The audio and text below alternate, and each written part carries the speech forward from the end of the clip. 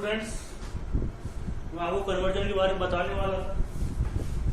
तो कन्वर्जन के लिए मैं क्वेश्चन ले रहा हूँ 13.5 एनसीईआरटी का फर्स्ट पार्ट है उसका।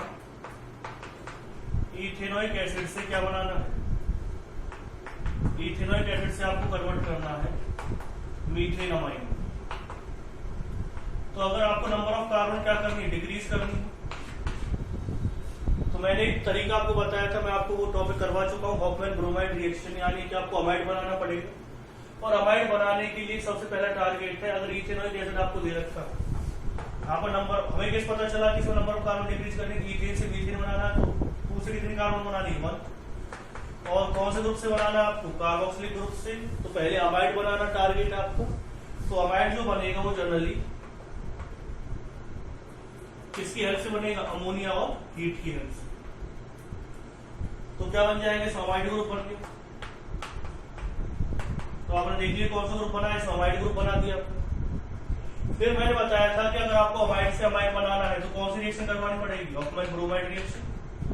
तो आप देख रहे हैं कि इसमें कार्बन क्या हो गई? डिक्रीज हो गई और आपका पहला क्वेश्चन सॉल्व हो चुका है। अगर आप मेरे बनाए हुए ट्रिक को समझेंगे, अगर आपको नंबर ऑफ कार्बन डिक्रीज करनी है तो पहला टारगेट होना चाहिए कैसे ना कैसे अमाइड लाना। अगर आपको नंबर ऑफ कार्बन क्या करनी है? इंक्रीज करनी है, तो मैंने आपको बताया था क्या करना है? साइनाइड ग्रुप आपको लगाना है। तो ये क्वेश्चन आपकी समझ में आ गया होगा। पहला क्वेश्चन है। सेकंड क्वेश्चन की अगर हम बात करते हैं इसकी, तो सेकंड क्वेश्चन दे रखा है हेल्जेन नाइट्राइल से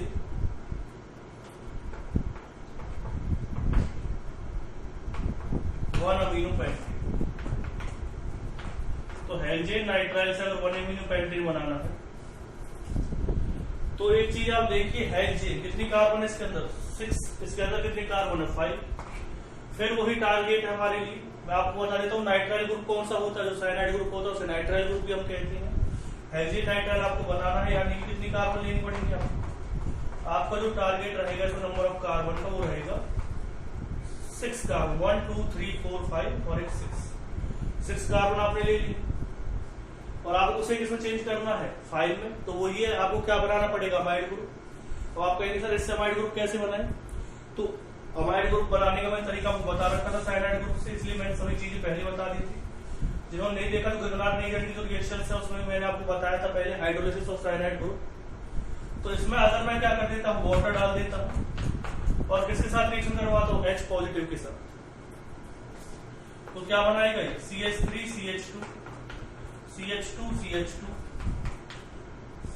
CH2 CuNH। कैसे हाइड्रोलिसिस करवाई आपने? पार्शियल।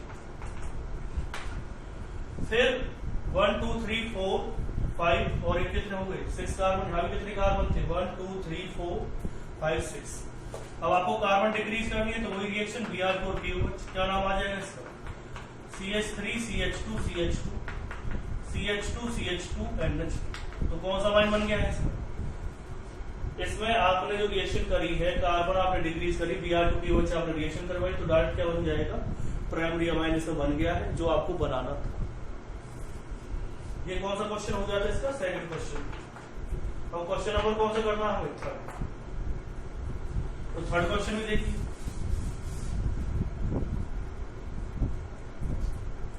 थर्ड क्वेश्चन में क्या दिया गया? थर्ड है मीथेनॉल CH3OH मीथेनॉल से क्या बनाना है? Ethanoic acid. इसमें भी वही क्या है? नंबर ऑफ कार्बन आपको इंक्रीज करनी है। तो नंबर ऑफ कार्बन अगर आपको इंक्रीज करनी है तो किन चीजों का आपको ध्यान रखना पड़ेगा? वही साइनाइड ग्रुप इसमें लगाना है। तो इसके लिए सबसे पहले अगर आप इस चैप्टर को कर रहे हैं या इस कन्वर्जन को आप देख रहे हैं तो आपको हेलो एल्केन और हेलो एरिन चैप्टर अच्छी तरह से भी आना चाहिए। तो हेलो एल्केन और हेलो एरिन में आपने एक चीज देखी होगी, जब हम इसकी केशियन के साथ रिएक्शन करवा रहे थे तो वो रिएक्शन नहीं देगा।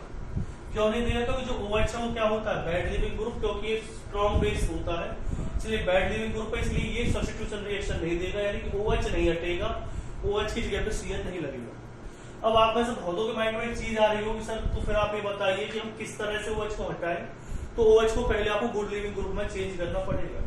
तो गुड लिविंग ग्रुप में कैसे चेंज करेंगे आप, इसकी या तो PCl5 के साथ रिएक्शन करवा दीजिए। अब आप कहेंगे ये कैसे चेंज कर सकता है, तो ये क्या है, एसिड है। एसिड ऑक्सीजन से क्या लेगा, इलेक्ट्रॉन लेगा। तो इलेक्ट्रॉन लेगा ऑक्सीजन से, तो क्या होगा कि इसके पास इलेक्ट्रॉन कम हो जाएंगे। जब इलेक्ट्रॉन कम हो जाएंगे तो सीधी सी बात क्या है, ये अब एक वीक बेस बन जाएगा। वीक बेस बनने का क्या बन जाएगा, इसमें CH3Cl। PCl5 किस क्या काम करता है, OH को Cl में चेंज कर दिया। अब Cl एक गुड लिविंग ग्रुप होता है, क्योंकि ये जो एसिड है वो HCl का क्या होता है, Cl जो होता है वो HCl का कंजुगेट बेस है। HCl आप सभी जानते हैं स्ट्रॉन्ग एसिड है, और जो Cl होगा वो उसका क्या रहेगा, कंजुगेट बेस रहेगा, यानी कि वीक बेस रहेगा। और जो वीक बेस होते हैं वो गुड लिविंग ग्रुप होते हैं। तो अगर हम इसकी रिएक्शन करवाएंगे किसके साथ, KCl के साथ, क्या बना देगा, CH3Cl। अब यहाँ तक तो चीज समझ में आ गई, यानी कार्बन हमारे सामने इंक्रीज हो चुके हैं। पहले कार्बन कितना था 1, अब कितने हो चुके हैं 2। तो अगर आपको और भी नंबर ऑफ कार्बन से मतलब नंबर ऑफ कार्बन कितने होंगे 2, कितनी हमें चाहिए। लेकिन अभी हमारे सामने दिक्कत ये है कि हमें किसमें चेंज करना है, एसिड बनाना है। और आपको मैंने बताया था कि साइनाइड की अगर आप कंप्लीट हाइड्रोलिसिस करते हैं तो किसमें चेंज हो जाता है, वो चेंज हो जाएगा CH3Cl। यानी कि इस तरह से आपने इस कन्वर्जन को भी कर दिया। सिंपल कन्वर्जन था। आपको मैंने बता दिया, अगर नंबर ऑफ कार्बन इंक्रीज करनी है तो टारगेट बनाइए साइनाइड ग्रुप लगाने का। अगर आपको चीजें देखनी है, जैसे कि मैं आपको बता देता हूं, जैसे फ्लोरीन है और हो गया NH2 ग्रुप, या कौन सा ग्रुप हो गया, OH ग्रुप हो गया, या CH3 ग्रुप हो गया, ये बैड लिविंग ग्रुप होते हैं। और इनको हमें क्या करना पड़ता है, बैड लिविंग ग्रुप क्यों है, क्योंकि ये वीक एसिड के क्या होते हैं, कंजुगेट बेस होते हैं, यानी खुद क्या है, स्ट्रॉन्ग बेस है। तो बैड लिविंग ग्रुप होने की वजह से ये KCl या सब्स्टिट्यूशन रिएक्शन इजीली नहीं देते, तो इन्हें गुड लिविंग ग्रुप में चेंज करना पड़ता है। गुड लिविंग ग्रुप कौन से रहते हैं, Cl हुआ, Br हुआ, I हुआ, ये कैसे ग्रुप है, गुड लिविंग ग्रुप। तो आपको टारगेट रखना है कि कैसे ना कैसे इन चीजों को किसमें चेंज करना, इस वाले ग्रुप में चेंज करना। तो पॉइंट आपको समझ में आ गया होगा जो मैं आपको बताना चाह रहा हूं।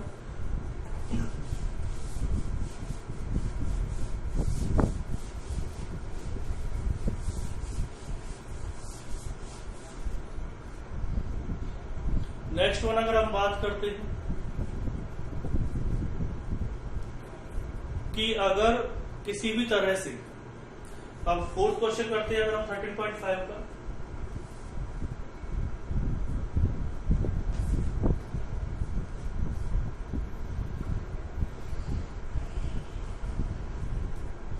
ईथेन अमाइन से क्या बनाना, मीथेन अमाइन। इसको कन्वर्ट करना है किसमें, मीथेन अमाइन। तो इसमें नंबर ऑफ कार्बन क्या होगी, डिक्रीज होगी। और नंबर ऑफ कार्बन अगर आपको डिक्रीज करनी है तो क्या तरीका अपनाना पड़ेगा, मैंने आपको बताया था कि अमाइड ग्रुप में चेंज करना पड़ेगा। अमाइड में कैसे चेंज हो, वो हमारा टारगेट है। अब यहाँ पे सीधी सी बात है, सबसे पहला पॉइंट आपको समझना पड़ेगा कि इसमें से NH2 को हटाना पड़ेगा, क्योंकि हमें इस ग्रुप को कहीं ना कहीं कार्बोक्सिलिक ग्रुप में चेंज करना पड़ेगा। और कार्बोक्सिलिक से किसमें चेंज होगा, अमाइड में। अब ऐसा तो कोई तरीका है नहीं कि अमाइड से आपने अमाइड बनाना सीख लो। अमाइड से अमाइड जरूर पढ़ लिया है, लेकिन अमाइड से अमाइड बनाना आपने अभी नहीं सीखा। तो अब देखते हैं कैसे करें। मैं कुछ चीजें आपको बता देता हूँ, इसकी रिएक्शन करवा दो आप दोनों के साथ। और आप जानते हैं जो एलिफेटिक अमाइंस होते हैं किसमें चेंज हो जाते हैं, वो चेंज हो जाते हैं एल्कोहल में। वो आपको रिएक्शन में पहले ही करवा चुका हूँ। एरोमेटिक होता है, डाइजेनियम सॉल्ट बनाता है। तो आप कहेंगे सर आप चेंज करके देखा हुआ अमाइड में कैसे चेंज होगा, अभी तुम्हारे को समझ में आया नहीं। तो एक चीज मैं बता देता हूं कि अगर आप एक स्ट्रॉन्ग ऑक्सीडाइजिंग एजेंट लेते हैं K2Cr2O7 और H2SO4, ऑक्सीडाइजिंग एजेंट क्या होते हैं, जो ऑक्सीजन ऐड कर दे या हाइड्रोजन क्या कर दे, डिक्रीज कर दे। वहां पर क्या होता है, ऑक्सीडेशन। K2Cr2O7 एक गुड ऑक्सीडाइजिंग एजेंट है, उसके बारे में अभी आपको बताऊंगा। हो सकता है कि नेक्स्ट टॉपिक में इसी से लूंगा, रिड्यूसिंग एजेंट, क्योंकि चैप्टर आपको मोस्टली कंप्लीट हो जाएगा। तो मैं इसके बाद कोशिश करूंगा कि आपको कौन सा चैप्टर करवाने की, इसी चैप्टर से ऑक्सीडाइजिंग और रिड्यूसिंग एजेंट की आपको करवाने की कोशिश करूंगा। तो K2Cr2O7 और H2SO4 आपको दे रखा है। ये स्ट्रॉन्ग ऑक्सीडाइजिंग एजेंट होता है जो प्राइमरी एल्कोहल को, कैसा एल्कोहल है, प्राइमरी एल्कोहल को कार्बोक्सिलिक ग्रुप में चेंज कर देता है। मैं आपको साथ ही साथ बता भी रहा हूँ, चीजों को आप समझते रहिए, किसमें चेंज कर देता है, कार्बोक्सिलिक ग्रुप में। अगर आप इसमें क्या डाल देते हैं, अमोनिया हीट, और आप जानते हैं क्या किसमें चेंज हो जाएगा, अमाइड। जब ये अमाइड में चेंज हो गया तो उससे आगे कुछ रिएक्शन बची ही नहीं। क्यों नहीं बची? अगर आप इसकी रिएक्शन करवा दें किसके साथ, Br2 और KOH के साथ, तो आपको माइंड में चीज आ रही होगी सर इसमें तो कार्बन डिक्रीज हो गई और ये क्या बन गया, इथेन अमाइन से मीथेन अमाइन।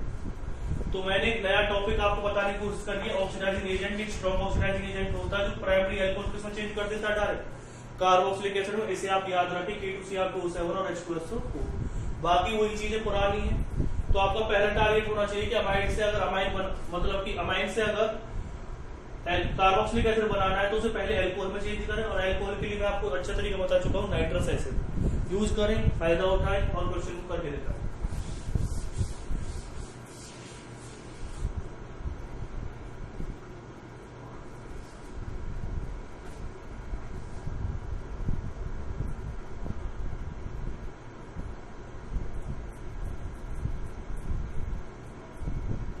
उससे आगे दे रखा है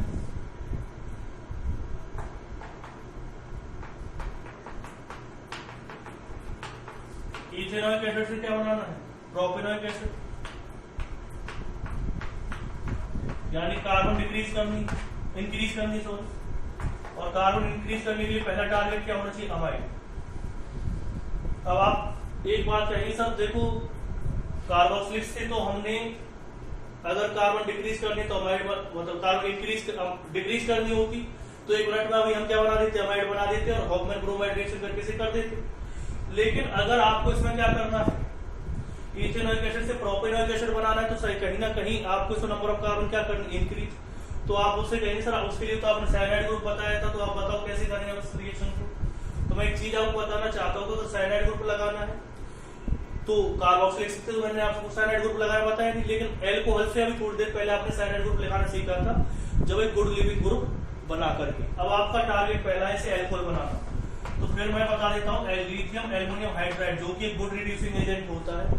फिर मैं एक चीज आपको बता देता हूँ लिथियम एल्युमिनियम हाइड्राइड जो कि एक गुड रिड्यूसिंग एजेंट होता है, वो कार्बोक्सिलिक एसिड को जैसे कि ऑक्सीडाइजिंग एजेंट क्या करता है, ऑक्सीजन इंक्रीज करता है, हाइड्रोजन डिक्रीज करता है, ऐसे ही ये रिड्यूसिंग एजेंट क्या करते हैं, हाइड्रोजन इंक्रीज करते हैं और ऑक्सीजन क्या करते हैं, डिक्रीज।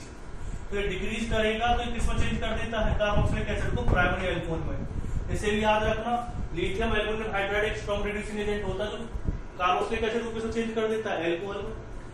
फिर आप इससे बनाना सीख ही गए थे, मैंने बताया था PCl5 ले लीजिए, इसमें क्या बना देगा CH3 CH2Cl। और उसके बाद क्या आएगा, KCl डाल दीजिए, क्या बना देगा CH3 CH2Cl। और फिर इसकी क्या करवा दो, कंप्लीट हाइड्रोलिसिस। क्वेश्चन हो चुका है आपका, क्या बना देगा, कार्बोक्सिलिक एसिड।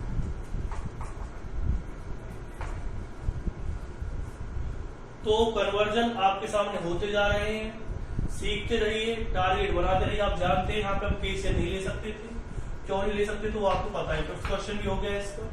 अब नेक्स्ट क्वेश्चन पे आते हैं, इसके कौन सा है, सिक्स्थ क्वेश्चन।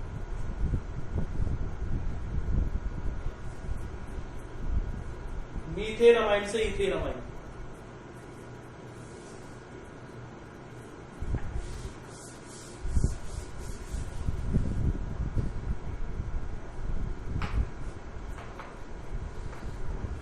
मीथेन अमाइन से इथेन अमाइन। तो मीथेन अमाइन से अगर इथेन अमाइन बनाना है तो इसका मतलब क्या होगा, नंबर ऑफ कार्बन क्या करनी है आपको, इंक्रीज करनी है। तो नंबर ऑफ कार्बन इंक्रीज करने का टारगेट क्या होता है कि आपको कहीं ना कहीं साइनाइड ग्रुप लगाना है।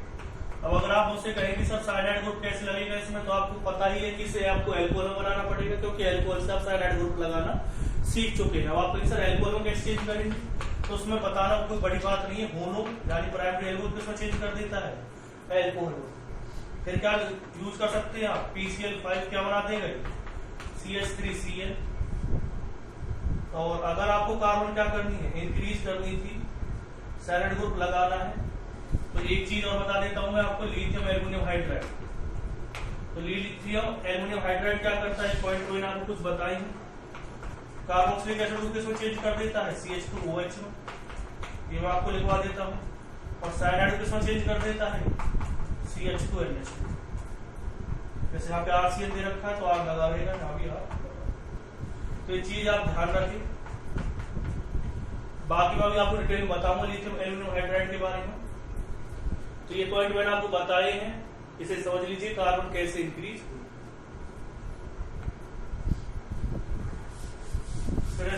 7th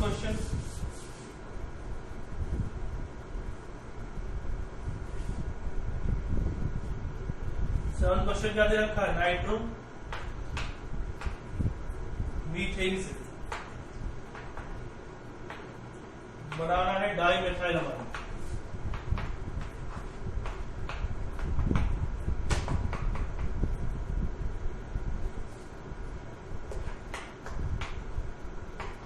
इसे देखने के बाद एक चीज तो क्लियर हो गई है, देखो इसमें सेकेंडरी अमाइन बन रहा है और सेकेंडरी अमाइन के लिए बस हमारी एक रिएक्शन याद आती है, प्राइमरी से सेकेंडरी बनाना, टर्सरी आपने बनाना सीखा है तो वो है हॉफमैन अमोलिसिस रिएक्शन। तो हमारा टारगेट ये रहेगा जैसे हॉफमैन अमोलिसिस के लिए कब लाया जाया जा सकता है, जब यहाँ पर कोई प्राइमरी अमाइन होता है तो प्राइमरी किसको चेंज कर सकते थे, सेकेंडरी में। लेकिन हमारे सामने एक दुविधा ये आ गई है कि जो कंपाउंड दे रखा है वो अमाइन है ही नहीं, वो कौन सा ग्रुप है, नाइट्रो। लेकिन नाइट्रो से आप अमाइन जानते हैं बनाना, कहां से सीखा था आपने, SnHCl डाल करके पढ़ी थी ना एल्कीन की रिएक्शन प्रिपरेशन, CH3H2। उससे आगे मेरे लिए कुछ भी बचा नहीं है, इसमें CH3Cl के साथ रिएक्शन करवा देंगे आप। हॉफमैन अमोलिसिस रिएक्शन क्या बना देंगे, CH3 के ट्वाइस NH और साथ में क्या बन निकल जाएगा H3। अगर आपको CH3 ग्रुप बढ़ाना है तो यहाँ भी CH3 लेना पड़ेगा, अगर आपको C2H5 ग्रुप बढ़ाना है तो यहाँ पे क्या लेना पड़ेगा, आपको C2H5 लेना पड़ेगा। रिएक्शंस अगर आपने पढ़ी है, आपने दिमाग लगा करके सभी के सभी वीडियो देखे हैं तो कन्वर्जन में कुछ नहीं है, जो 2-3 चीजें नहीं आई वो मैंने आपको साथ ही साथ बता दी। अब इसका लास्ट कन्वर्जन बच रहा है क्या, प्रोपेनोइक एसिड से इथेनोइक एसिड, उसमें तो कुछ है ही नहीं। प्रोपेनोइक एसिड से अगर आपको इथेनोइक एसिड बनाना है तो कार्बन क्या करनी पड़ेगी, डिग्री।